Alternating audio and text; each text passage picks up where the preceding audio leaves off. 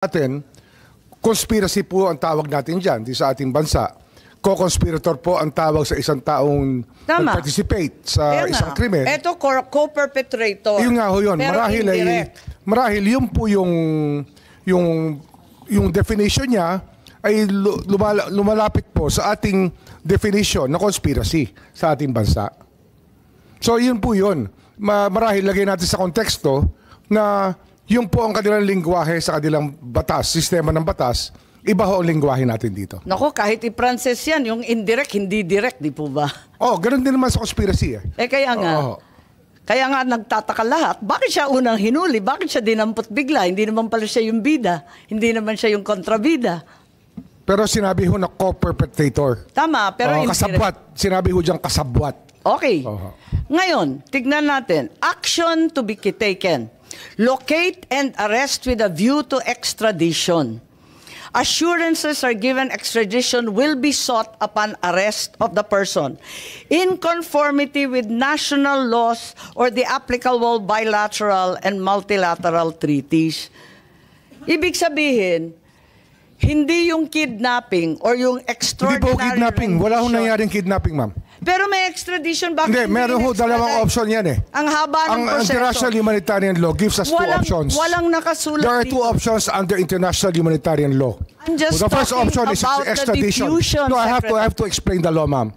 The international humanitarian law gives us two options: extradition or surrender.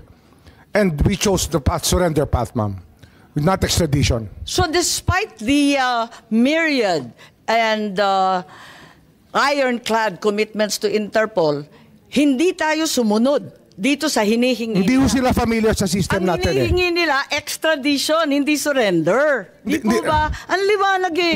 Iyan po ay kanilang sinasabi kasi iyan po ang customary law sa maraming bansa na extradition. Kanina sinabi mo, customary law, yung procedural at administrative, hindi din lahat. Pero yun nga ho eh. Hindi nila alam yung ating batas eh.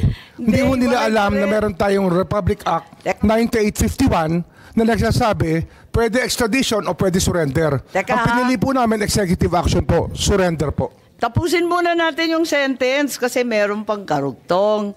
Extradition will be sought upon arrest of the person in conformity with national laws. Susunod tayo sa 9851. Yes, sinunod dyan, 9851. And hindi extradition ang aming ginamit, kundi surrender.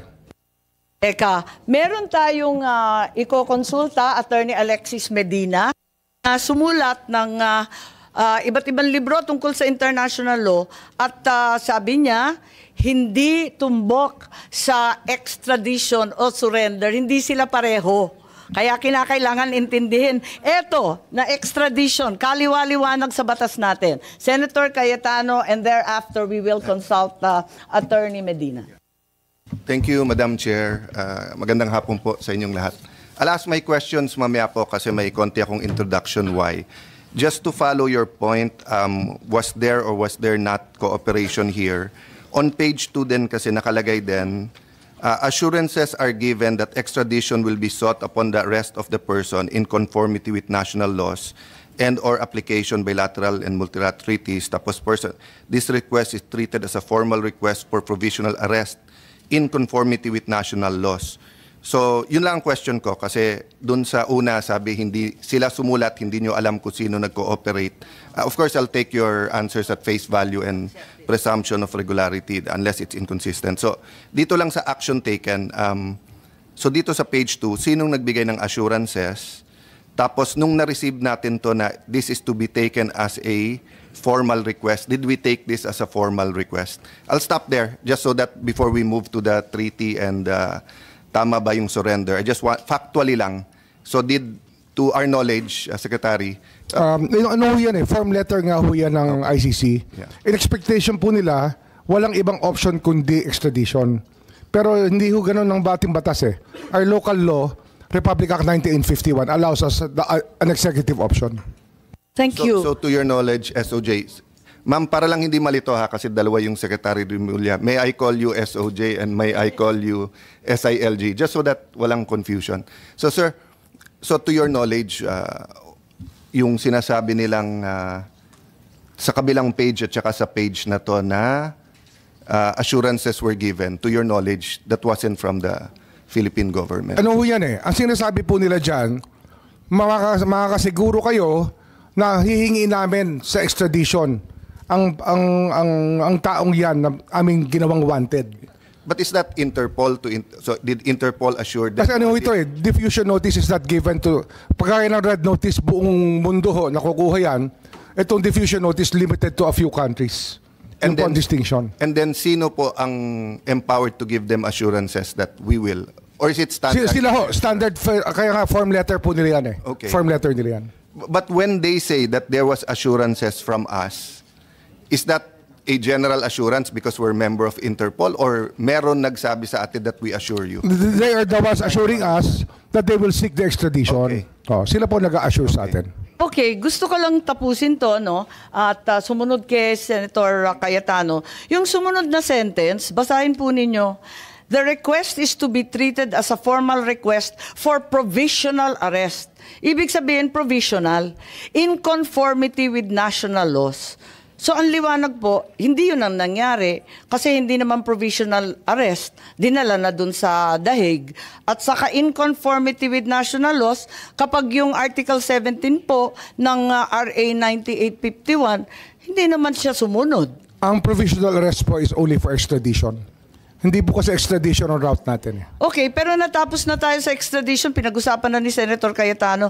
Ang request lang dito, provisional arrest. Kaya nga ho eh, ginagamit po yung Provisional term. pa lang? Ginagamit po ang term na provisional arrest in conjunction with extradition. Eh hindi po extradition ang ating pinagdaanan dito.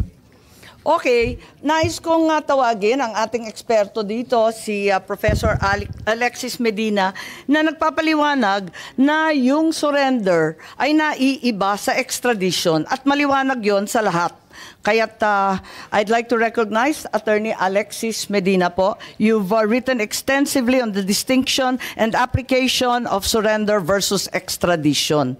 Ano ang nangyari kay Presidente Duterte? Surrender ba yan or extradition? Thank you for the invitation, Honorable Madam Chair.